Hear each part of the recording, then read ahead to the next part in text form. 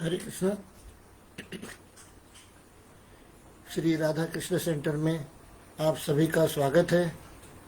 आज हम देखेंगे श्रीमद् भगवत गीता। हम पिछले कुछ दिनों से कर्मयोग देख रहे हैं। तीसरे अध्याय का 13वां श्लोक हमने लिया है और उसमें बताया गया है कि कर्मयोग कौन से कर्म करने चाहिए। तो हमने पिछले सेशन में ये भी लिया है कि जो भी हम कर्म करते हैं वो कैसे कर्म करने चाहिए, कौन सी पद्धति के कर्म करने चाहिए, और जो भी कर्म हम करते हैं उसके लिए हम वो कहाँ से सीखे। तो जैसे कि अर्जुन ने पूछा था भगवान कृष्ण को कि मैं कैसे कर, जो कर्म या तो मैं ज्ञान लूँ या मैं कर्म करूं। भगवान ने भगवत गीता में दूसरे अध्याय में बताया है कि ज्ञान लेना चाहिए, और दूसरे अध्याय में ये भी बताया है कि उचित कर्म करना चाहिए। अब आदमी अगर ज्ञान ले तो फिर कर्म कब करे। तो यही अर्जुन ने इस अध्याय के शुरुआत में पूछा भगवान कृष्ण से। मैं बहुत ही विचलित हूँ, मेरी मनस्थिति बहुत ही विचलित है, कृपया आप ज्ञान दीजिए कि मैं करूं क्या। या तो मैं ज्ञान लूं, सिर्फ किताबें पढूं, या तो मैं कर्म करूं, कुछ काम करूं, ऑफिस जाऊं या पैसे कमाऊं, मैं मेरी बीवी बच्चों का पालन पोषण करूं, कैसे करूं। तभी भगवान कृष्ण कहते हैं तीसरे श्लोक में कि कर्म करो। जो भी कर्म हम करते हैं, हम ये कर्म क्यों कर रहे हैं, हमारे कर्म की विधि क्या है, ये हमें पता नहीं होता। हमेशा यही समझते हैं कि हम कर्म कर रहे हैं, कि हम ऑफिस जा रहे हैं, अच्छे पैसे कमा रहे हैं और बीवी बच्चों का पालन पोषण कर रहे हैं और अच्छा घर लेके दे रहे हैं। पहली बात तो ये लगता है कि हम ये सब जो कर्म है ये हम कर रहे हैं और हमारी वजह से सब कुछ हो। तो ये जो भ्रम है इसे ही माया कहते हैं। तो पहली बात तो यहाँ हम गलती करते हैं। दूसरा, हमें मालूम ही नहीं कि हमको क्या। अभी हम पहले एक लेक्चर में मैंने बताया था, आप अगर सीरियली ये तीसरे अध्याय का लेक्चर्स देख रहे हैं, मैं चाहूँगा आप पहले सीरियली ये तीसरे अध्याय के लेक्चर सुने।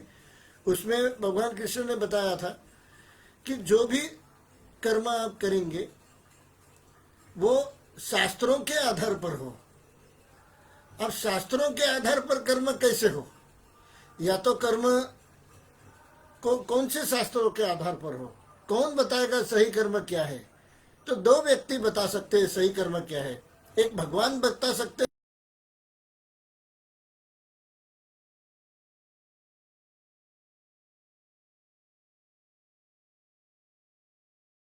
सकता है। तो दो ही ये ऐसे व्यक्ति हैं और ऐसे पर्सनालिटी है, व्यक्तिमत्व हैं।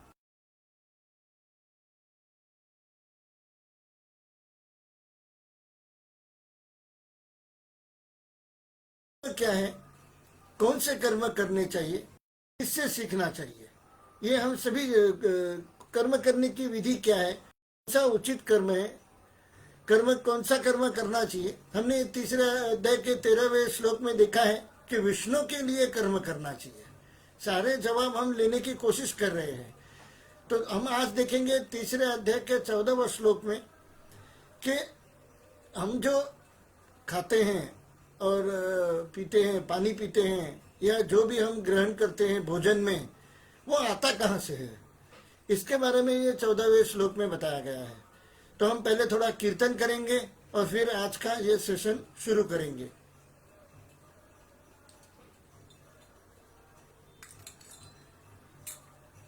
जय राधा माधव कुंज बिहारी,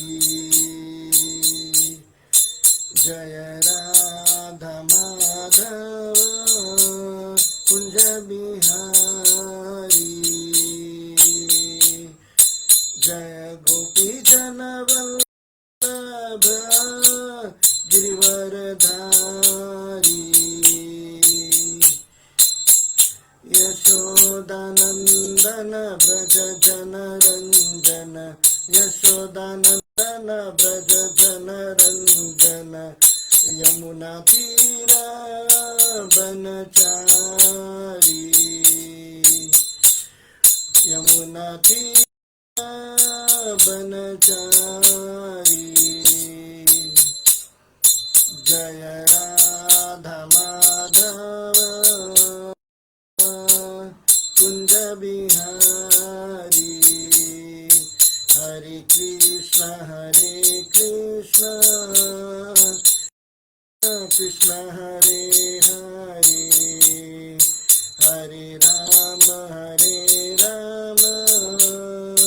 राम राम हरे हरे जय श्री कृष्ण चैतन्य प्रभु नित्यानंद श्री अद्वैत गदाधर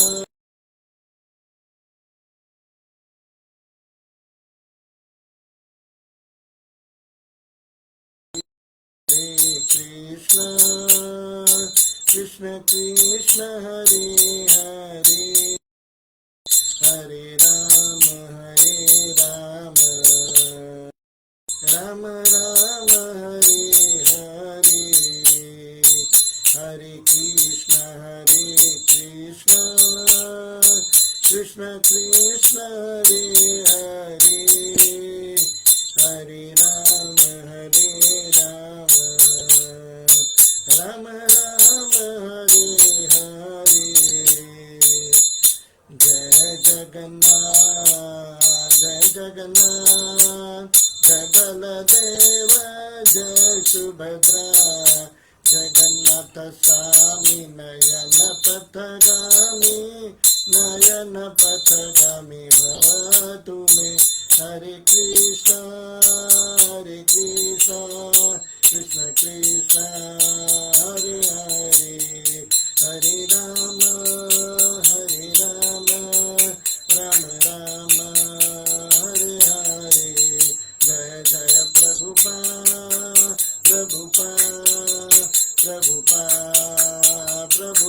निताय गौर हरि बोल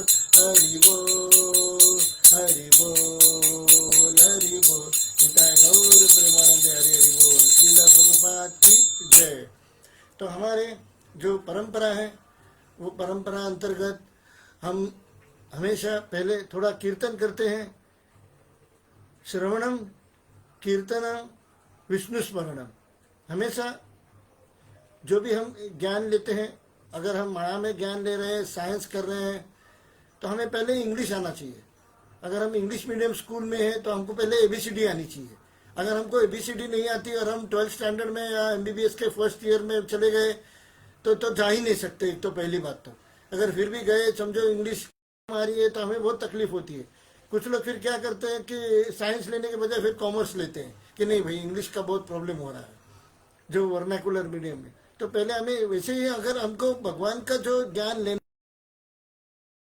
तो हृदय में पहले थोड़ी भक्ति आनी चाहिए। अगर भगवान हृदय में भक्ति नहीं है, प्रेम नहीं है, भगवान कृष्ण के प्रति शरणागति नहीं है, तो हम नहीं आ सकता। तो अगर ABCD चाहिए तो पगला भगवान की भक्ति या भगवान का स्मरण करना ज़्यादा आवश्यक है।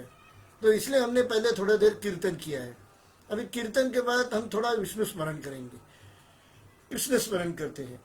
ओम नमो भगवते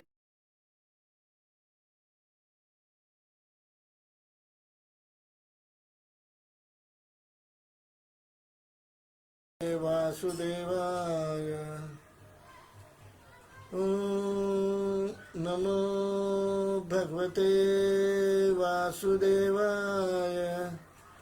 नारायणं नमस्कृत्यं नरं चैव नरोत्तमं देवीं सरस्वतीं व्यासं ततो जयमुदीरये। नष्टप्रायेषु अभद्रेषु नित्यं भागवत सेवा भगवती उत्तम श्लोके भक्तिर्भवती नैष्टिकी।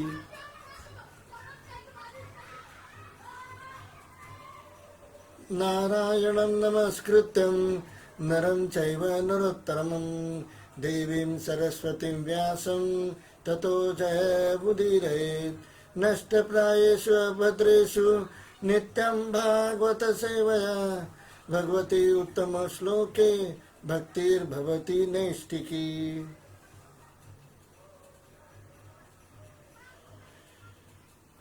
तो हम आज अध्याय का तीसरे अध्याय का 14वां श्लोक का वर्णन सुनने की समझने की कोशिश करेंगे, जिसमें ये भगवान उवाच है। तो जैसे कि मैंने कहा था कि हम किससे सीख रहे हैं। कोई अगर व्यक्ति अपने मन की बात कर रहा है, अपने बुद्धि की बात कर रहा है, अपने हृदय की बात कर रहा है, तो ऐसे नहीं समझना चाहिए। यार मैंने कहीं पढ़ा था ऐसे करना चाहिए, नहीं। क्या है ना, बीवी बच्चों को संभालना ही सबसे बड़ा धर्म होता है। बहुत लोगों का ये ऐसे लगता है, वो अच्छे से कमाना, अच्छे से फ्लैट बीट लेना, अच्छे से बीवी बच्चों को अच्छा घर देना, अच्छा एसी लेके देना, अच्छा कार लेके देना, अच्छा ये करना वो करना। तो ये जो हम सीखते हैं कि ऐसे करना चाहिए, हमने कहाँ से पढ़ा है? हमने कहीं से पढ़ा है कि जीने का ये तरीका है या जीने का ये उद्देश्य है? नहीं, हमने कहीं से पढ़ा नहीं है। बस सब लोग करते हैं इसलिए हम लोग करते हैं। अगर अभी सब लोग करते तो अब अगर देखेंगे तो बच्चे पालना तो कुत्ते और बिल्लियां भी करती है, जानवर भी करते हैं, पक्षी भी करते हैं। पक्षी देखो अपने चोंच से बच्चों के चोंच में दाना डालते हैं। तो बच्चे पालना तो पक्षी और जानवर भी करते हैं। तो फिर हमें और उनमें क्या फर्क हो गया? तो हमें और उनमें यही फर्क हो गया कि वो जानते नहीं है कि कर्म करने का विधि क्या है। मगर हम जो मनुष्य जन्म है, मनुष्य जन्म में इतने पर्याप्त बुद्धिमत्ता है कि वो जानते हैं कि कैसे कर्म करना चाहिए और सीख सकते हैं। हमारे में अगर कोई प्लस पॉइंट है तो यही प्लस पॉइंट है कि हम सीख सकते हैं कि कैसे कर्म करने चाहिए। और अगर हम सीखे कहाँ से? तो कोई तो एक इंग्लिश राइटर ने कुछ लिखा है इसलिए हम सीखते हैं कि अमेरिकन राइटर ने लिखा है। अमेरिकन राइटर तो कुछ लोग आगे तक कहते हैं कि हम बंदरों के वो जो वंशज है। कैसे हम बंदरों के वंशज है? बंदर कभी हरिनाम ले सकता है क्या? तो हम के बंदरों के वंशज होते तो हरिनाम ले ही नहीं सकते थे। कभी बंदर को देखा है हरिनाम के लेते हुए? चिंपैंजी को देखा है हरिनाम ले? कितने भी आदमियों के काम करता है वो। दरवाजा खोलना, सामान लेके आना, चिंपैंजी या जो भी है बंदर है वो कहते हैं। वो कुछ पालने वाले बंदर होते हैं। बहुत सारे कुत्ते भी बहुत सारे काम करते हैं, शॉपिंग करते हैं, सामान लेकर सब कुछ करते हैं। अगर आप उनको बोलो हरिनाम लेने को तो वो नहीं। उनको कुत्तों को क्या आता है? भाव। कुत्तों को सिर्फ यही आता है भाव करना। तो वो उनका स्वभाव है, बस उससे नहीं हरिनाम नहीं ले सकते। मगर हम जो है व्यक्ति हैं, हम जो मनुष्य जन्म में हमको मिला है, मनुष्य का शरीर हमको मिला है, तो सिर्फ ये मनुष्य के शरीर में ही संभव है कि हम हरिनाम ले सकते हैं। मनुष्य के शरीर में ही ये संभव है कि हम कर्म की विधि को जान सकते हैं। तो इस कर्म की विधि को अगर हमको जानना है तो हमको आधिकारिक रूप से जानना है, प्रामाणिक रूप से जानना है। कर्म की विधि को हम किससे जानेंगे? किसी मनुष्य से नहीं जानेंगे, किसी व्यक्ति विशेष से नहीं जानेंगे। किससे जानेंगे? तो हम इससे जानेंगे जो सही आदमी हो या सही व्यक्ति हो। कोई स्वयं अगर भगवान बताया कि कर्म कैसे करना चाहिए तब तो कोई टेंशन ही नहीं है, क्योंकि कर्म अगर अच्छे कर्म करने चाहिए तो वो भगवान के लिए करने चाहिए। और भगवान अगर खुद बताते कि ये सही है तो हमको उसके आगे जाना भी नहीं है। जैसे कि अगर हमारे किसी दो व्यक्ति के बीच में अगर झगड़ा तो वो कोर्ट जाता है, भाई जो कोर्ट ऑर्डर दे फॉलो करना है। बिल्डर ने अगर जल्दी फ्लैट नहीं दिया तो हम कोर्ट में जाते हैं, भाई ये फ्लैट देने को लेट कर रहा है। अगर मैं बिल्डर को जाके बोलूँ कि नहीं मेरे पैसे वापस दो, वो बोलेगा नहीं जो करना है कर लो। मगर जब कोर्ट ऑर्डर देगा तो उसको जाना करना ही है, देना ही है, पैसा रिटर्न करना ही है। इंटरेस्ट के साथ देना है तो इंटरेस्ट के साथ, कॉम्पेंसेशन के साथ देना है तो कॉम्पेंसेशन के साथ। ऐसे वो बात नहीं मानेगा, मेरी जाके झगड़ा करने से नहीं मानेगा, तो हम कोर्ट जाते हैं। वैसे अगर हमको किसी विधि को जानना है तो हमको वेदों के शास्त्रों को प्रमाणित मान के करना है। अगर हम शादी भी करते हैं, अगर हम श्राद्ध भी करते हैं तो भी वेदों में जो विधियां बताई हैं उस विधियों को विधियुक्त कर्म करते हैं, विधियुक्त शादी करते हैं। वेदों में बताए गए कर्मों से, पुराणों में बताए गए विधियों के युक्त शादी करते हैं। पुराणों में वेदों में बताए गए विधियुक्त नामकरण विधि करते हैं। पुराणों में वेदों में बताए हुए विधि के अनुसार श्राद्ध करते हैं। पुराने में वेदों में जो बताया है वही करते हैं। वैसे ही भगवत गीता एक वेदों का सारांश बताया गया है, क्योंकि भगवान कृष्ण ही वेद बताते हैं। तो हम इस वेदों के सारांश के पहले तीसरे अध्याय का 14वां श्लोक का हम समझने की कोशिश करते हैं। उसमें बताया गया, पहले तो मैंने यही बताया था कि भगवान विष्णु के लिए कर्म करना चाहिए। भगवान विष्णु के लिए अगर कर्म करना है तो पहले हमको ये समझना होगा कि भगवान कृष्ण के लिए हम कर्म करें तो पहले हमको उसका बैकग्राउंड समझना चाहिए, उसका जो रीजन है समझना चाहिए कि हम भगवान विष्णु के लिए क्यों कर्म करें। तो पहले हमको ये देखना चाहिए यज्ञ यज्ञ करना चाहिए, तो यज्ञ क्यों करना चाहिए, तो यहाँ पे इस श्लोक में विवरण आता है कि यज्ञ क्यों करना चाहिए। तो हम तीसरे अध्याय के 14वें श्लोक का उच्चारण करेंगे। अन्नात् भवति भूतानि पर्जन्यात् अन्न संभव, यज्ञात् भवति पर्जन्यो यज्ञ कर्म समुद्भव। ये श्लोक की वर्णन को, ये श्लोक किसने कहा है, भगवान कृष्ण ने कहा है अर्जुन को। और अर्जुन को ये सिखाने की नौबत क्या है कि क्यों आए, क्योंकि अर्जुन बहुत दुखी था, संकट में था। वो समझ नहीं पा रहा था कि मैं क्या कर्म करूं, या तो इनसे युद्ध करूं या छोड़ के युद्ध भूमि को छोड़ के चला जाऊं, या तो मैं विधि लिखित में जो होता है तो वो तो होना ही है। अगर वो अर्जुन ये भी यहाँ तक भी कह रहा था कि अगर मैं ये लड़ाई झगड़ा करके अगर मैं इसको प्राप्त भी करूं तो भी वो कहाँ तक मेरे काम आने वाला है, क्योंकि ये तो झगड़े वाली बात है, युद्ध करना तो झगड़े वाली बात है। झगड़े से जो भी मिला है क्या वो मुझे ज्यादा दिन टिकेगा, ये तक भी अर्जुन ने पूछ दिया भगवान कृष्ण से। तो भगवान कृष्ण ने कहा तुमको युद्ध तो करना पड़ेगा। तो अर्जुन ने फिर कहा कि मैं युद्ध कैसे करूं, मेरे तो सारे गुरुजन हैं, भाई बंद हैं, सब मेरे भाई लोग हैं और सब मेरे गुरुजन हैं, या तो गुरुजन को मारना है या तो भाई को मारना है, तो मैं वो सब नहीं करता। तभी भगवान कृष्ण ने कहा जो शास्त्रों में लिखा है वही उचित कर्म तुम्हें करना है। अभी मैं एक उदाहरण दिया है लास्ट टाइम भी, आज भी उदाहरण देता हूँ कि भगवान कृष्ण ने, जैसे हम समाज में रहते हैं, कहीं अगर क्राइम हुआ हो और समझो मेरे बेटे ने क्राइम किया हो कोई, तो मैं यही चाहूंगा कि पुलिस वाले मेरे बेटे को पकड़ के जेल में डाल दे, क्योंकि उसने क्राइम किया है बेहद। अगर किसी का रेप किया है तो दुर्भाग्यवश, तो मैं समझूंगा कि मैं पुलिस कमिश्नर से यही प्रार्थना करूंगा कि आप जल्दी से जल्दी को मेरे बेटे को ढूंढ के निकालिए, उसको पकड़िए और उसके जेल में डाल दीजिए, यही मेरा उचित कर्म है। तो कर्म कौन सा है कि जो शास्त्रों में दिया गया है, वेदों में दिया गया है, और उसके खिलाफ अगर कोई कर्म कर रहा है तो उसको उठा के जेल में डालना उचित कर्म है। तो मैं ये कहूँ नहीं वो मेरे बच्चे हैं, मेरा बच्चा है उसको छोड़ दो, तो कोर्ट भी नहीं मानेगा। और ये उचित नहीं है कि मेरा बच्चा है इसलिए वो मेरा बेटा है इसलिए उसे छोड़ देना चाहिए, ये उचित नहीं है। तो मेरा कर्म यही, अगर मैं इंस्पेक्टर भी हूँ तो मेरा कर्म ये है कि मैं मेरे बच्चे को जी जान से ढूंढूं, अच्छे विचारों से उसे ढूंढूं और उसे उठाकर जेल में डाल दूं। जब मैं उसको जेल में डालूंगा तब मैंने उचित कर्म किया। क्या? यस, उचित कर्म किया। जो वेदों में शास्त्रों में बताया गया है कि जो भी जो और वेदों के शास्त्रों के उचित कर्म योग्य कर्म नहीं करेगा, उसके विपरीत करेगा, तो उसको दंड तो भुगतना ही है। तो यही इसलिए हमको सीखना चाहिए कि वेदों और शास्त्रों में क्या कर्म दिए गए हैं। तो यज्ञ के लिए कर्म करना चाहिए, यज्ञ के लिए कर्म करना चाहिए। एक तो शास्त्रों में बताया, भगवत गीता में बताया, हमने तीसरे अध्याय में देखा है। और एक कारण है कि यज्ञ कर्म क्यों करना चाहिए, वो इस श्लोक में बताया गया है। हम इस श्लोक का उच्चारण फिर करेंगे। अन्नात् भवति भूतानि पर्जन्यात् अन्न संभव, यज्ञात् भवति पर्जन्यो यज्ञ कर्म समुद्भव। अब इसका जो अर्थ है वो कृष्ण कृपा मूर्ति इस डिवाइन ग्रेस ऐसी भक्ति वेदांत स्वामी श्रील प्रभुपाद की जय द्वारा दिया गया हुआ है। हम उसका अर्थ का श्रवण करेंगे। अन्ना, अन्न से, भवंती उत्पन्न होते हैं, भूतानी भौतिक शरीर, पर्जन्यात वर्षा से, अन्न अन्न का, संभव उत्पादन, यज्ञात यज्ञ संपन्न करने से, भवती संभव होती है, पर्जन्य वर्षा, यज्ञ यज्ञ का संपन्न होना, कर्म नियत कर्तव्य से, समुद्भव उत्पन्न होता है। तो हम इसका अनुवाद पढ़ेंगे। अनुवाद और दिया है इस डिवाइन ग्रेस ऐसी भक्तिवेदांत स्वामी श्रील प्रभुपाद की जय के द्वारा अनुवाद दिया है।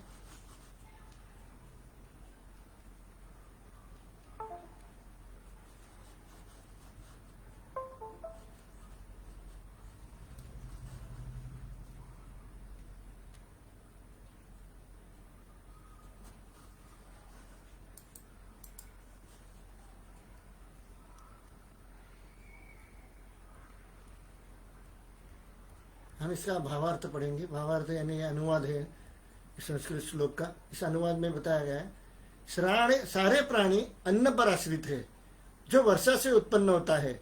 वर्षा यज्ञ संपन्न करने से होती है और यज्ञ नियमित कर्मों से उत्पन्न होता है। इतने अच्छी तरह से बताया है भगवान कृष्ण ने, यहाँ बहुत ही सुंदर तरीके से समझाया है और श्रील प्रभुपाद जी ने उसे बहुत ही सुंदर तरीके से उसका अनुवाद किया है। तो हमें ये समझना चाहिए, मेरे जो लेक्चर्स हैं या मैं जो कथा बताता हूँ या प्रवचन करता हूँ, तो उस प्रवचन में यही बताने की कोशिश करता हूँ कि शास्त्रों में क्या लिखा है। मैंने कभी अपने मन से कुछ नहीं कहा। मैंने कभी आपको मन से ये नहीं कहा कि आप इसकी भक्ति कीजिए, उसकी भक्ति कीजिए। नहीं। सब लोग ये सोचते हैं इस्कॉन में आके इस्कॉन वाले तो सिर्फ कृष्ण भक्त हैं। अगर शास्त्रों में बताया है कृष्ण भक्ति करनी चाहिए और वही अगर शास्त्र कोई आके मुझे बताता है तो मुझे कृष्ण भक्ति करनी चाहिए। हाँ, अगर मुझे सीखना है कि कृष्ण भक्ति कैसे करनी चाहिए तो मुझे इस्कॉन में जाना है। मगर मुझे इस्कॉन में जाता हूँ इसलिए मैं कृष्ण भक्ति करता हूँ, ये बात गलत है। श्रीमद् भगवद गीता में, श्रीमद् भागवतम में यही कहा है कि कृष्ण भक्ति कीजिए। और श्रीमद् भागवतम में कहा है ओम नमो भगवते वासुदेवाय, कृष्णस्तु भगवान स्वयं। तो भागवतम जो है श्रीमद् भागवतम, अब आइए क्लासेस में आपको समझने की कोशिश कीजिए, उसको आपको समझ में आएगा कि भगवान कृष्ण ही मेन है। तो पहले भागवतम के शुरुआत में ही ओम नमो भगवते वासुदेवाय कहा गया है। ओम नमः शिवाय क्यों नहीं कहा गया? ओम दुर्गाय नमः क्यों नहीं कहा गया? श्री गणेशाय नमः जो हम गणेश जी के आराधना करके शुरू करते हैं तो वो क्यों नहीं कहा गया? हमें ये क्यों नहीं कहा गया कि हम पहले विष्णु जी का स्मरण करें? नहीं, डायरेक्ट कृष्ण ओम नमो भगवते वासुदेवाय। अब वासुदेवाय कौन है? वसुदेव के पुत्र वासुदेव यानी भगवान कृष्ण। और दूसरा श्रीमद् भागवतम में ये भी कहा गया है कृष्णस्तु भगवान स्वयं, एतेन चंस कला पुंसम कृष्णस्तु भगवान स्वयं।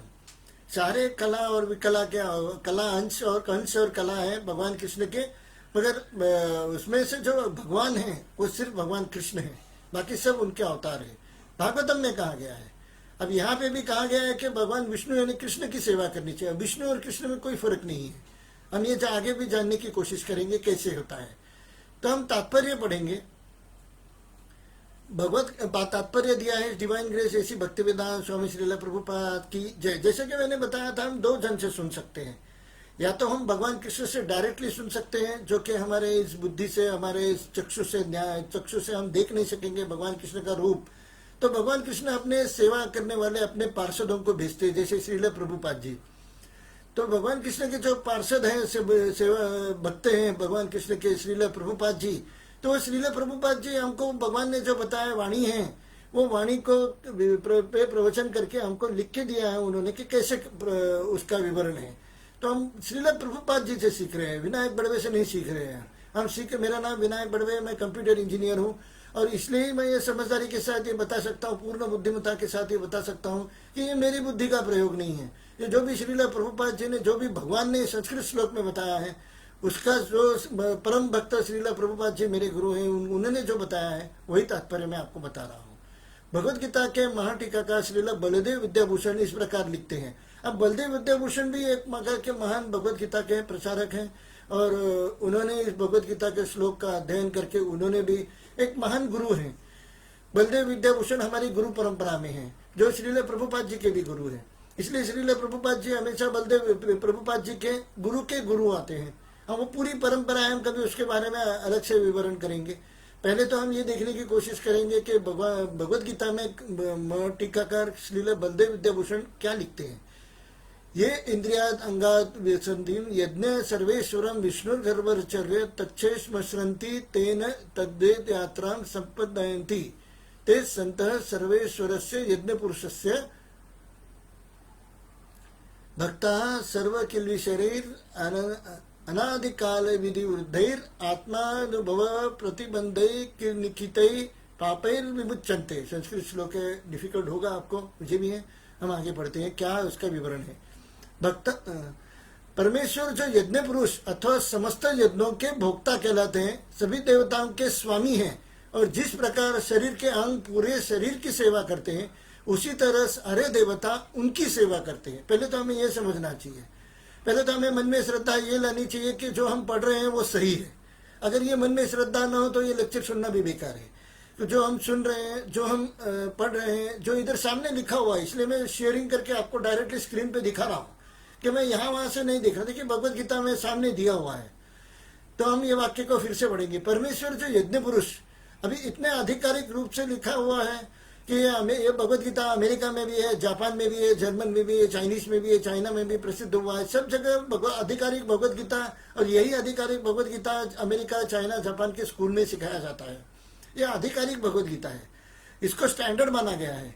और हमने देखा है इस होली ने स्वामी गोपाल कृष्ण महाराज जी की जय, और उन्होंने मोदी साहब से मिलके हमारे जो माननीय प्रधानमंत्री है उनके साथ एक बड़ी भगवत गीता का और प्रचार किया है और उसका उद्घाटन किया हुआ है।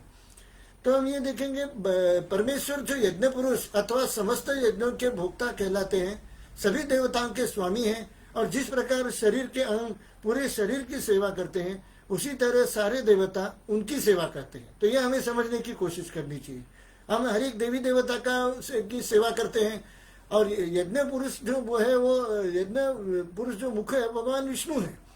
इंद्र, चंद्र तथा वरुण जैसे देवता भगवान द्वारा नियुक्त अधिकारी हैं जो सांसारिक कार्यों की देखरेख करते हैं। हमें हमेशा अगर किसी कंपनी में जाते हैं तो इंटरव्यू देते हैं तो बोर्ड ऑफ डायरेक्टर्स इंटरव्यू लेते हैं, या बोर्ड ऑफ डायरेक्टर्स ने जिसको अथॉरिटी दिया है वो इंटरव्यू लेते हैं। हमें कोई क्लार्क कभी इंटरव्यू, तो हमें जो है आधिकारिक आदमी के पास जाएंगे, हम अगर जॉब के लिए इंटरव्यू देंगे या उनसे जॉब मांगने की कोशिश करेंगे, ये जैसे हमको समझ में आता है वैसे हमको इधर भी समझ में आना चाहिए कि हम किसकी भक्ति कर रहे हैं। हम उसकी भक्ति नहीं कर सकते ऐसा मैंने नहीं कहा है। इंद्र भी की भी भक्ति कर सकते हैं, चंद्र देवता की भी भक्ति कर सकते हैं, मगर जैसे हमने गोवर्धन लीला में देखा है, भगवान कृष्ण ने खुद कहा है कि आप इंद्र की पूजा मत कीजिए, आप गोवर्धन की पूजा कीजिए। गोवर्धन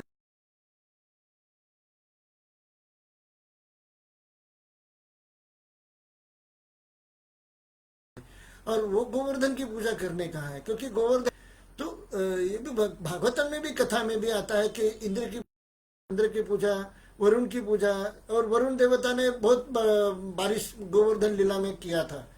मगर फिर भी भगवान कृष्ण ने गोवर्धन के नीचे सारे भक्तजन को जमा करके उन भक्तजनों को और रक्षा की थी वरुण देवता से, वरुण देवता के कोप से। तो ऐसे ही अगर देवी देवता कोपते भी है तो भगवान कृष्ण रक्षा करते हैं। ऐसे अभी जो मैंने क्लर्क अगर गुस्सा हो रहा है तो अगर डायरेक्टर कहे क्लर्क से गुस्सा मत करो, तो ये मेरा आदमी है, तो नेचुरली क्लर्क कभी गुस्सा नहीं करेगा। तो सेम वे इधर भी है। अगर इंद्र, चंद्र तथा वरुण अगर कोपित भी होते, इंद्र भी कुपित हो गए थे, गुस्सा हो गए थे, क्रोधित हो गए थे, और वरुण देवता भी क्रोधित हो गए थे गोवर्धन लीला में, भगवान कृष्ण ने क्या किया, सारे भक्तजनों को और उस पर्वत के नीचे आश्रय, गोवर्धन पर्वत के नीचे आश्रय दे दिया, ताकि वो देवी देवता के जो क्रोध है वो क्रोध का उन पर असर न हो। ये भगवान कृष्ण जो कि स्वयं भगवान है, सारी देवी देवता के आधिकारिक भगवान है, वही कर सकते हैं। इसलिए इंद्र, चंद्र तथा वरुण जैसे देवता भगवान द्वारा नियुक्त किए गए अधिकारी है जो सांसारिक कार्यों की देखरेख करते हैं। They are only supervisors. सारे वेद इन देवताओं को प्रसन्न करने के लिए यज्ञों का निर्देश करते हैं। सारे वेद क्या बताते हैं? आधिकारिक रूप से लिखा हुआ है। सारे वेद इन देवताओं को प्रसन्न करने के लिए यज्ञों का निर्देश करते हैं, जिससे वे अन्न उत्पादन के लिए प्रचार, वायु, प्रकाश तथा जल प्रदान करें। जब कृष्ण की पूजा की जाती है तो उनके अंग स्वरूप देवताओं को भी स्वतः पूजा हो जाती है, अतः देवताओं की अलग से पूजा करने की आवश्यकता नहीं होती। तो इसमें अच्छी तरह से बताया गया है कि अगर जब हम कृष्ण की पूजा करते हैं तो सारी देवी देवताओं की पूजा अपने आप हो जाती है। सारे देवताओं जो हैं भगवान कृष्ण के अंग जैसे हैं, वो अधिकारी है भगवान कृष्ण के। जैसे कि जनरल बॉडी मीटिंग, मतलब कि जो चेयरमैन होता है और बाकी के जनरल बॉडी मीटिंग होती है, तो वो जो बॉडी है, बॉडी को क्या कहता है कि एक हाथ से कोई कर्म कर रहा है, कोई पांव से कर्म कर रहा है, शरीर अनेक तरीके से कर्म कर रहा है, मगर कर्म करने का आदेश उसे व्यक्ति दे रहा है। मैं एक व्यक्ति हूँ तो मैं आदेश दे रहा हूँ कि हाथ को उठाऊं, तो मैं आज हाथ ये उठा सकता हूँ क्योंकि मैंने आदेश दिया है। वैसे ही भगवान कृष्ण है, वो सर्वत्र मेन है, और बाकी के उन्हें शरीर के जो पार्ट्स हैं उसके जैसे है। तो शरीर के अंग स्वरूप हैं, तो उनके अंगों स्वरूप देवी देवताओं का अगर पूजा करें तो भी कोई प्रॉब्लम नहीं है, पूजा तो होती है, ठीक है। मगर हम भगवान कृष्ण की सेवा करें तो अलग से अंगों की पूजा अथवा देवताओं की अलग से पूजा करने की आवश्यकता नहीं होती। इस हेतु इसी हेतु कृष्ण भावना भवित भगवत भगवत भक्त सर्वप्रथम कृष्ण को भोजन अर्पित करते हैं और तब खाते हैं। इसलिए हमें पहले क्या करना चाहिए, भगवान कृष्ण को भोजन अर्पित करना चाहिए। हम जो भी नैवेद्य दिखाते हैं, भोग लगाते हैं, पहले भगवान कृष्ण को भोग लगाना चाहिए और भगवान कृष्ण को भोग लगाए हुए हमें भोजन करना चाहिए। तो यही यहाँ बताने की कोशिश की है। इसी हेतु कृष्ण भावना भवित भागवत भक्त सर्वप्रथम कृष्ण को भोजन अर्पित करते हैं और तब खाते हैं। यह ऐसी विधि है जिससे शरीर का आध्यात्मिक पोषण होता है। ऐसा करने से न केवल शरीर के विगत पापमय कर्मफल नष्ट होते हैं, अपितु शरीर प्रकृति के समस्त कल्मशों से निरापद हो जाता है। जब कोई छूत का रोग फैलता है तो इसके आक्रमण से बचने के लिए रोगाणुविधि टीका लगाया जाता है। इसी प्रकार भगवान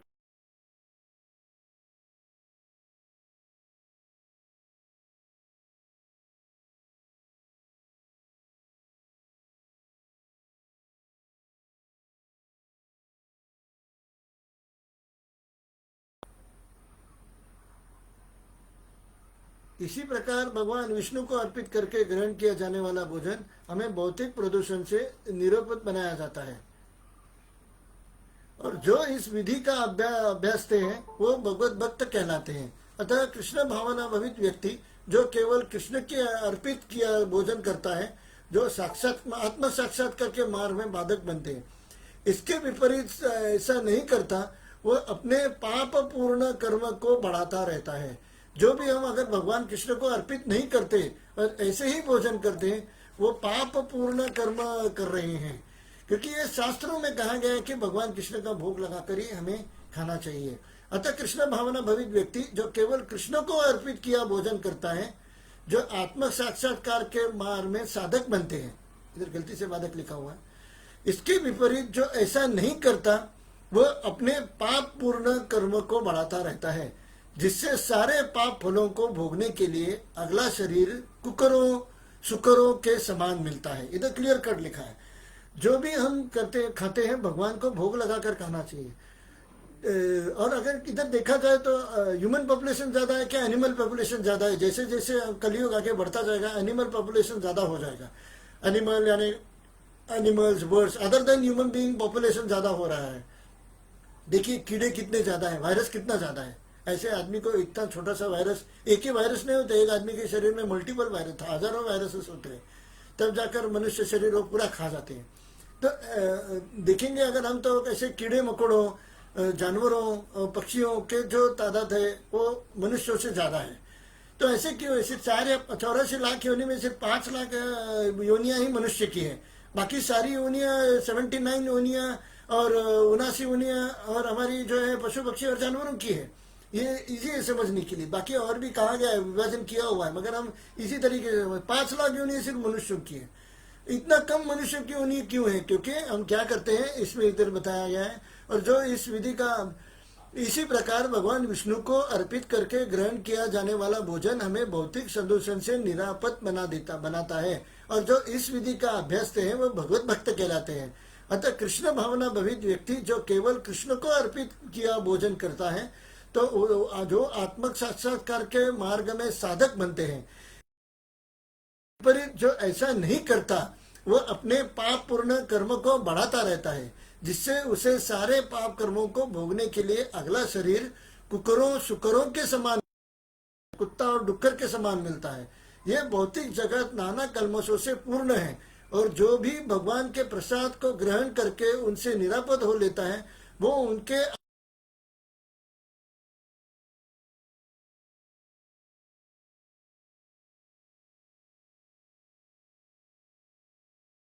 विभिन्न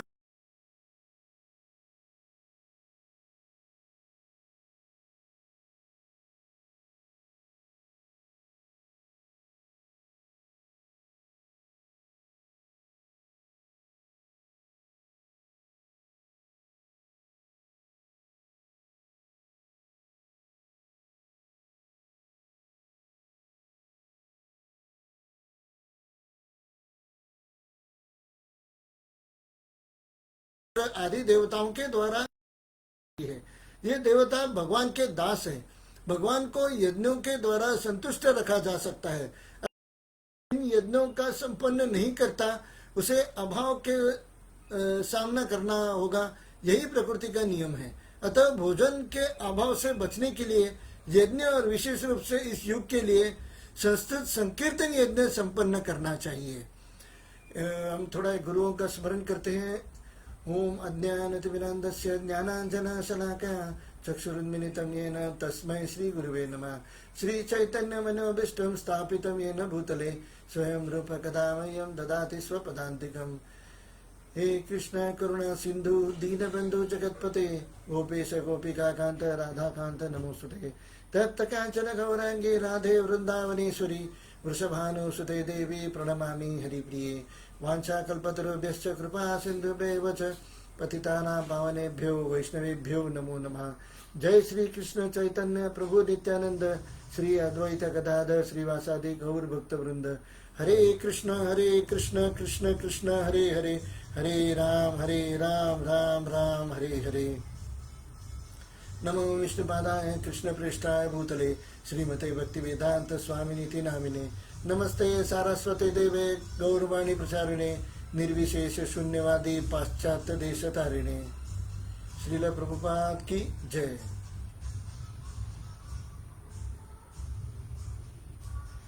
तो यहाँ पे बताया गया है कि अन्न अथवा शाक वास्तव में खाद्य है। अब हम कोई जो मांसाहार करता है वो कहता है कि मैं मांसाहारी हूँ, मगर वो मांसाहार के थ्रू भी शाकाहारी करता है। तो यहाँ बहुत अच्छी बात बताई है श्रील प्रभुपाद जी ने कि मांसाहार जो करते हैं, जो शेर को खाते हैं या जो शेर हिरन को खाता है, ठीक है, अगर और हिरन घास फूस खाता है। शेर अगर बैल को खाता है, बैल घास फूस खाता है। अगर हम गाय को मारकर खाते तो गाय को शत्रुगुणी कहा गया है और गाय को कभी नहीं मार के खाना चाहिए। शास्त्रों में बताया गया है कि गाय भगवान के समान होती है। भगवान कृष्ण भी कहते हैं कि गाय की पूजा करनी चाहिए। भगवान कृष्ण को गाय अत्यंत प्रिय है। मगर अगर जानवर को मार के खाते हैं, वो जानवर अगर दूसरे जानवर को भी मार के खाते हैं तो भी लास्ट में वो जानवर भी ये जो है शाक अन्न है, जो पत्ते हैं, पेड़ है, पौधे हैं, वही खाकर वो जीते हैं। तो हम जिसको खाते हैं वो तो सिर्फ पेड़ पत्तों को खाकर ही जी रहा है। तो इसके मतलब हम इनडायरेक्टली हम क्या खा रहे हैं? पेड़ पौधे और शाक अन्न ही खा रहे हैं। तो अगर हम खुद को शाकाहारी बनते हैं तो मांसाहारी बनते हैं तो मांस जो भाजी है और सब्जी है, जो शाक है या जो पेड़ पौधे, मतलब सब्जी क्या है? पेड़ फल और पेड़ पौधे और फल, वो जो सब्जी होता है वो सब्जी टमाटर है, आलू है, कुछ मूल है, कुछ सब्जी, कुछ पौधे हैं। ये जो पौधे, अगर हम कुछ फल है जो पेड़ पर लगते हैं, यही जब हम पेड़ों का और फलों से और पेड़ों से, पौधों से और जो सब्जी से हम जो खाते हैं, वही जब जानवर खाते हैं, उसी जानवर को हम खाते हैं। मतलब हमको एक्चुअली शाकाहारी ही हम खा रहे हैं। तो इसका मतलब मांसाहार करना चाहिए क्या? हमें मांसाहार नहीं करना चाहिए। मनुष्य की जो आंतड़ियां बनाई गई हैं, जो पेट में जो पचन क्रिया है, वो हमेशा सब्जी और इसके लिए बनाया गया है, और सब्जी और फलों के लिए बनाया गया है, पचाने के लिए बनाया गया है। वो मांसाहार को पचाने के लिए बनाया ही नहीं है। तो इसलिए जो मांसाहार करते हैं उनको ज्यादा से ज्यादा रोग हो जाने की संभावना होती है। मगर आप कहेंगे मेरे पास तो ऐसे उदाहरण है जो अगर नॉनवेज भी खाते हैं तो भी रोग नहीं होता, कुछ अलग तकलीफें होती हैं। उनकी तकलीफ का तो सामना करना पड़ता है, क्योंकि हमें शाकाहारी, शास्त्र में बताया गया कि हमें शाकाहारी उच्च आहार करना चाहिए। अब यहाँ तो श्रील प्रभुपाद जी उससे भी कुछ बड़ी चीज बता रहे हैं और भी योग्य चीज बता रहे हैं। श्रील प्रभुपाद जी बता रहे हैं, एक तो भगवान कृष्ण को क्या पसंद है? पत्रम पुष्पम फलम तोयम व्योमे भक्त्या प्रयच्छति। भगवत गीता के आगे के श्लोकों में यह श्लोक आएगा। भगवान कृष्ण को सिर्फ चार चीजें पसंद है। पत्रम पुष्पम फलम तोयम, पत्र भी पसंद है, पुष्प भी पसंद है, फल भी पसंद है और पानी पसंद है। तो जिसमें ये चार चीजें हो, जैसे टमाटर को कभी कभी फल मानते हैं, और पत्र यानी शाक भाजी, फूल यानी बंद गोभी वगैरह, तो ये सब जो शाक है ये सब भगवान को बहुत प्रिय है, और जिसमें जल ज्यादा हो, इस पेड़ों में पत्तों में जल ज्यादा होता है। तो पत्रम पुष्पम फलम तोयम व्योमे भक्त्या प्रयच्छति, ये जो भगवान को हम अर्पण करेंगे तो इससे भगवान बहुत प्रसन्न होते हैं। 5-4 चीजों की उनको जरूरत है। तो ये 4 चीजें, तो अगर हम जो खाएंगे, अगर हमको इसको भगवान को अर्पण करके खाना है, ये मैंने आपको विस्तार रूप से पिछले वाले जो हमारा ये था प्रवचन था, पिछले प्रवचन में, मतलब इससे पहले जो मैंने प्रवचन किया है, पहले हमने यही सीखने की कोशिश की है इस श्लोक में कि हमें भगवान को अर्पित करके भोजन ग्रहण करना चाहिए। तो भगवान को अर्पित क्या किया जाता है? मांस नहीं अर्पित किया जाता, प्याज लहसुन भी नहीं भगवान को अर्पित किया जाता। भगवान को प्याज लहसुन जो है वो मांसाहारी माना जाता है, और मसूर जो है उसे भी मांसाहार माना जाता है। प्याज लहसुन भी नहीं खाना चाहिए। बिना प्याज लहसुन का भगवान को भोग लगाना चाहिए, और फिर उसको वही प्रसाद भगवान कृष्ण को भोग लगाना चाहिए, और फिर वही प्रसाद हमें लेना चाहिए। क्योंकि अगर भगवान कृष्ण संतुष्ट हो गए तो बाकी देवी देवता भी संतुष्ट हो जाएंगे। तो अगर हम वही प्रसाद अगर नहीं खाते तो हमने पहले देखा है कि कुत्ता और डुक्कर बनने की भी संभावना होती है अगले जन्म में। हमको लगता है हम इतनी सी चीज करेंगे तो उसमें क्या होता है, मगर हमको भुगतना तो पड़ता है ना। हमको लगता है हम किधर कुछ भी खाता है फिर भी हमारा पेट ठीक रहता है। भाई पेट ठीक रहता है आपका, मगर आपके ऊपर जो परिस्थिति आई है माया की, जो इसकी वजह से आ रही है, धन की समस्या आ रही है, बच्चों की समस्या आ रही है, या पत्नी की समस्या आ रही है, कोर्ट कचहरी की समस्या आ रही है, ये जो सारी समस्याएं हैं, ये समस्याओं का निदान मूल कारण है वो पाप कर्म है। इसलिए मैंने बताया कि आप राधा कृष्ण सेंटर में आइए तो आपको ये समझने का मौका मिलेगा कि हमें ये क्यों भुगतना पड़ता है। हमको क्या लगता है कि पर्याप्त धन हमारे पास नहीं है, इसलिए धन तो एक टूल है, एक साधन है जिससे हम थोड़ा दुख कम कर सकते हैं। पंखा एक साधन है जिससे हम थोड़ा गर्म होने का दुख कम कर सकते हैं। हमको गर्म होने का दुख कम करने का साधन नहीं चाहिए, हमको दुख हो ही ना इसके लिए कोई उपाय करना चाहिए। अगर मुझे गर्म ही नहीं हो रहा है, ठंडा लग रहा है, मुझे गर्म क्यों होता है? पुराने पाप कर्मों की वजह से होता है। और उसके लिए मैं क्या करता हूँ, साधन एकत्रित करता हूँ, पंखा लगाता हूँ और पंखे का बिल भरता हूँ। किधर न किधर से तो मैं एक पाप किया वो भी भुगत रहा हूँ, और मेरा धन भी जा रहा है, और मेरा जो आत्मा का जो शक्ति है वो भी जा रहा है। तो ऐसे जो पैसा कमाया है वह मैंने आत्मा की वजह से कमाया है। हमने ये पिछले श्लोकों में देखा है कि हम आत्मा की वजह से जो भी कर्म करते हैं, आत्मा की वजह से कर्म करते हैं। और आत्मा में जो शक्ति है वो पुराने पुण्य कर्मों और पाप कर्मों की वजह से शक्ति आती है। पुण्य कर्म यानी पॉजिटिव एनर्जी, और पाप कर्म यानी निगेटिव एनर्जी। अब जैसे जैसे हमारे पॉजिटिव एनर्जी हमारे पास है, हम उस पॉजिटिव एनर्जी का इनकैश करते हैं।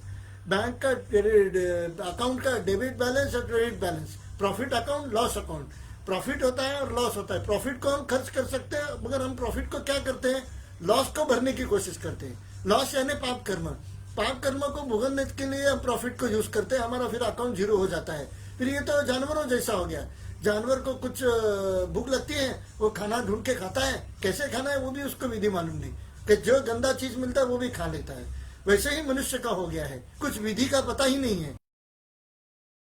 शास्त्रों से सीखते हैं, और शास्त्रों पर प्रवचन करने, मैंने जो प्रवचन करता हूँ आपके फायदे के लिए करता हूँ, ताकि आप इसमें से कुछ बोध ले सके, कुछ शिक्षा ग्रहण कर सके, उसे जीवन में उतार सके और जीवन में आनंद का अनुभव कर सके।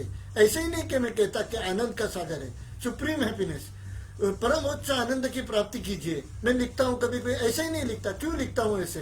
क्योंकि मुझे पता है कि ये आनंद की प्राप्ति ऐसे ही नहीं होगी। आपको इसके लिए शास्त्रों का आधार लेकर, शास्त्र के विधि के अनुसार आप जब कर्म करेंगे तब आपको उसका आनंद प्राप्त होगा। तो ये देवता भगवान के दास है। ये सारी जो देवी देवता है हम यहाँ समझ सकते हैं भगवान के दास है। भगवान को यज्ञों के द्वारा संतुष्ट रखा जा सकता है। जैसे कि हमने एक देखा है कि भगवान कृष्ण को भोग अर्पण करना भी एक प्रकार का यज्ञ है। तो भगवान को भोग जब अर्पण करते हैं तो एक यज्ञ कर्म करते हैं तो इधर जो बाकी के देवी देवता है वो भी संतुष्ट होते हैं। तो दुर्गा माँ भी संतुष्ट होते हैं, गणेश जी भी संतुष्ट होते हैं, शिव जी भी संतुष्ट होते हैं, इंद्र, अग्नि, यम, कुबेर वो भी संतुष्ट होते हैं, कुबेर जी भी संतुष्ट होते हैं, जो कि लक्ष्मी माता भी संतुष्ट होती है। अब पति को आपने भोजन दिया तो पत्नी संतुष्ट न हो, और भगवान विष्णु को अगर अपने यज्ञ कर्मों से संतुष्ट किया है तो लक्ष्मी माता संतुष्ट नहीं होगी। लक्ष्मी माता तो जब भी आप भगवान विष्णु को संतुष्ट करते हैं तभी लक्ष्मी माता संतुष्ट होती है। लक्ष्मी माता को आप अलग से भोग लगाएंगे मगर भगवान विष्णु को नहीं लगाएंगे तभी भगवान विष्णु संतुष्ट अगर नहीं है तो लक्ष्मी माता संतुष्ट नहीं होती। लक्ष्मी माता को अगर संतुष्ट करना है आपको तो भगवान विष्णु को संतुष्ट करना चाहिए, और भगवान विष्णु को संतुष्ट करना है तो भगवान कृष्ण जो भगवान विष्णु तत्व के जो प्रोड्यूसर हैं, उत्पादक है, भगवान विष्णु तत्व का अगर उत्पन्न जो जिसने किया है भगवान कृष्ण ने, वही विष्णु तत्व के जो भगवान है भगवान कृष्ण, जो ऑफिसर है जो उसके कंट्रोलर है भगवान कृष्ण, वो भगवान कृष्ण को भोग लगाना चाहिए ताकि सारे विष्णुओं को भी भोग लग जाता है, ताकि लक्ष्मी माता भी, सारी लक्ष्मियां भी संतुष्ट हो जाती है, शिव जी भी संतुष्ट हो जाते हैं, ब्रह्मा जी भी संतुष्ट हो जाते हैं, इंद्र अग्नि यम कुबेर वो भी संतुष्ट हो जाते हैं, चंद्रमा भी संतुष्ट हो जाते हैं, सारे ग्रह भी शांत हो जाते हैं। और अतः ये अगर हम ऐसा नहीं करेंगे तो हमें कुकरों शुक्रों का जन्म भी आगे मिल सकता है। जैसे मैंने बताया था, animal population is more population than human population. भगवान को यज्ञों के द्वारा संतुष्ट रखा जा सकता है। अतः जो इन यज्ञों को संपन्न नहीं करता उसे अभाव का सामना करना होगा। यानी किसी किसी को भूख लगती है और वो किसी किसी को खाना नहीं मिलता है, वो ये विष्णु के लिए यज्ञ नहीं कर रहा है। हम क्या समझते हैं, उसको धन नहीं मिल रहा है इसलिए हम उसको धन देते हैं। आपने एक बार का उसको भोजन दिया, what about next day, what about आपने 3 दिन का, what about the 4th day, आपने 5 दिन का उसको भोजन दिया, 6ठे दिन का क्या होगा? तो उसको ये कमी हमेशा महसूस होने लगी। ये कमी क्यों उसको महसूस होती है? क्योंकि उसको पाप का दुख भुगतना पड़ता है। पाप का दुख उसको क्यों भुगतना पड़ता है? क्योंकि वो भगवान की संतुष्टि के लिए नहीं करता, अपनी खुद की संतुष्टि के लिए इधर उधर भोजन ढूंढता है और जो भी उसको मिलता है बस खा लेता है। कभी उसने भगवान कृष्ण को कभी अर्पण नहीं किया इस जन्म में, अगले जन्म में उसको भोजन का अभाव होता है। और खेती करते हैं, जो आज का जो ज्वलंत इशू है, जहाँ जो कहा गया है वो मैं कहता हूँ, जो हमें खेती पर आश्रित होना चाहिए, खेतों पर आश्रित होना चाहिए। हम जानवरों पर आश्रित है, हम मांसाहार पे आश्रित है, हम दारू पे आश्रित है, गाय के दूध पे आश्रित नहीं है, हम दारू पे आश्रित है, दारू पीते हैं, मांसाहार करते हैं। तो हमारे जो खेती करने वाले जो किसान हैं, जो दूध देने वाले गायों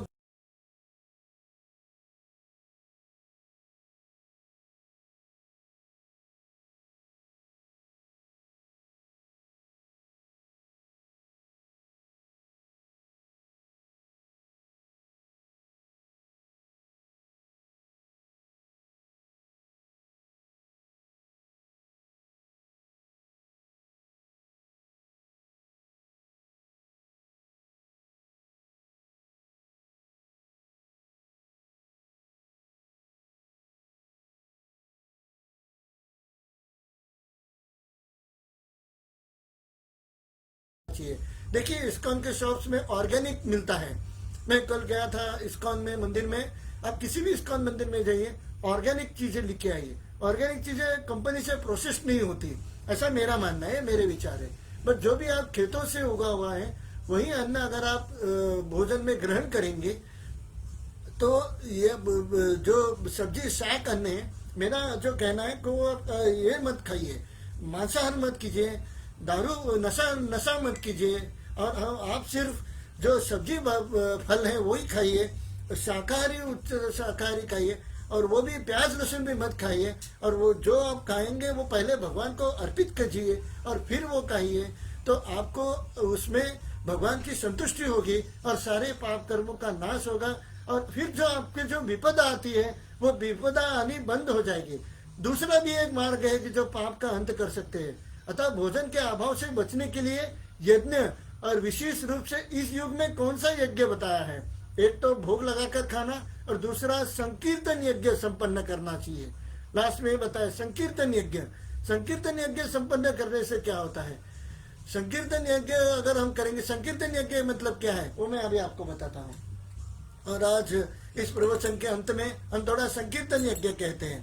किस नाम का संकीर्तन यज्ञ करना चाहिए? हरे कृष्ण कृष्ण कृष्ण हरे हरे, हरे राम राम राम हरे हरे। इसका संकीर्तन यज्ञ करना चाहिए। हम वो संकीर्तन करते हैं। जय श्री कृष्ण चैतन्य प्रभु नित्यानंद,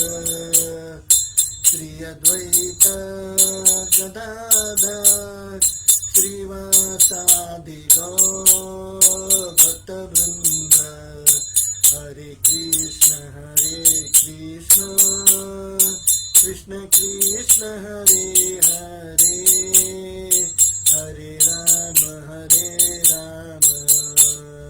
राम राम हरे हरे हरे कृष्ण कृष्ण कृष्ण हरे हरे हरे राम राम राम हरे हरे हरे कृष्ण कृष्ण कृष्ण हरे हरे हरे राम राम राम हरे हरे हरे कृष्ण कृष्ण कृष्ण हरे हरे हरे राम राम हरे हरे जय प्रभुपाद जय प्रभुपाद जय प्रभुपाद जय जय प्रभुपाद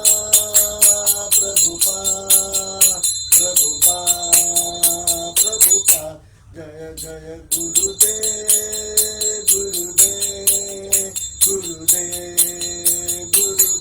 निताय गौर हरि बोल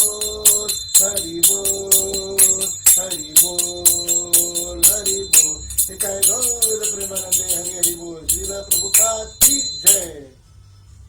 और इस तरह से आज हमने प्रवचन में कथा में, और जो प्रवचन क्या कहता हूँ, मैं तो प्रवचन नहीं कहता, जो मेरे श्री गुरु ने हमको बताया है लिख के भगवत गीता में, वही बात मैं आपको समझाने की कोशिश कर रहा हूँ। प्रवचन तो किया है हमारे इस डिवाइन ग्रेस ऐसी भक्तिवेदांत स्वामी श्रील प्रभुपाद जी ने किया है, इस अध्याय में विवरण प्रवचन किया हुआ है, विवरण दिया हुआ है। बस उसी विवरण को मैंने आपको समझाने की कोशिश की है कि ये है, अगर आपको समझना चाहिए कि क्या सही है क्या गलत है। हमें भक्तों से और भगवान से ही समझना चाहिए कि जीने का विधि क्या है, जीने का लक्ष्य क्या है, जीने का उद्देश्य क्या है, जीवन का उद्देश्य क्या है, आनंद की प्राप्ति का क्या मार्ग है, और हमें दुख क्यों होता है, पाप कर्मों की वजह से होता है, आनंद की प्राप्ति कैसे होती है, भगवान की संतुष्टि से होती है, जो कि मैंने दो रास्ते बताए, एक तो भोग लगाना, दूसरा संकीर्तन करना और श्रवण करना। श्रवणम कीर्तनम विष्णु स्मरणम, ये तीन भक्ति के मार्ग है। पहले तो श्रवण कर, आप आइए श्री राधा कृष्ण सेंटर में, और सारा कथा भगवत गीता हर 2 घंटे लेता हूँ मैं, मुझे श्री गुरु ने यही सेवा दी है। और मैं इस्कॉन का ही मेंबर हूँ, मुझे इस्कॉन के श्री गुरु ने यही सेवा दी है कि आप ज़्यादा से ज़्यादा प्रचार कीजिए, अथवा भगवत गीता और भागवतम ऐसे ही कोई लेगा नहीं। तो मैं सोचता हूँ कि मैं पहले उसमें समझाऊँ कि मैंने उसमें कितने अच्छी चीज़ें बताई है, ये समझा देता हूँ मैं आपको। आप आइए राधा कृष्ण सेंटर में और पापों का नाश कीजिए। जैसे जैसे आप पापों का नाश करेंगे, आप पर कोई विपदा और संकट नहीं आएगा, और आप हमेशा सत्य का आनंद लेंगे। सत्य का हमेशा आनंद होता है ना, वो उचित होता है। मेरे कमाए हुए पैसों का अगर मैं एक वड़ा पाव भी खाऊं ना, मुझे उसमें आनंद मिलता है। मेरी कमाई के, सत्य के मार्ग की कमाई के पैसे हैं, मेहनत करके मैंने ये पैसे कमाए हैं, उसके वड़ा पाव का आनंद ही कुछ अलग होता है। वैसे ही हमको अगर सत्य के मार्ग पर अगर 2 रोटी मिल जाए, तो हमने वड़ा पाव नहीं खाना चाहिए क्योंकि उसमें लहसुन होता है। हमें सत्य के मार्ग पर 2 रोटी मिल जाए और थोड़ी सब्जी मिल जाए सत्य के मार्ग पर रह के, तो उसमें भी एक अलग आनंद होता है। वैसे सत्य क्या है, भगवान कृष्ण यही सत्य है, बाकी सब भ्रम है। अगर हम उनकी भक्ति करेंगे, हमको ऐसे ही इजीली हमको आनंद प्राप्त होगा। इतना कह के मैं आज का लेक्चर समाप्त करता हूँ। Shri Radha Krishna centre ISKCON Virar west global city में है, जी एवेन्यू में, बिल्डिंग नंबर 12, फ्लैट नंबर 101 में आइए, और इस कथा का, प्रवचन का जो श्रील प्रभुपाद जी ने कहा है उसका श्रवण कीजिए, और इसी को आनंद का मार्ग बनाइए। और प्रवचन कीर्तन जपा करने से ही अगर हमारे जीवन में कुछ अच्छा होना है तो हो सकता है। अगर अदरवाइज हम कितना भी माया जमा करें, पैसे जमा करें, कार जमा करें, कितनी भी माया हम जमा करें, उससे हमें कोई लाभ नहीं होने वाला जब तक कि हम भगवान कृष्ण को संतुष्ट नहीं करते। हरे कृष्ण कृष्ण कृष्ण हरे हरे, हरे राम राम राम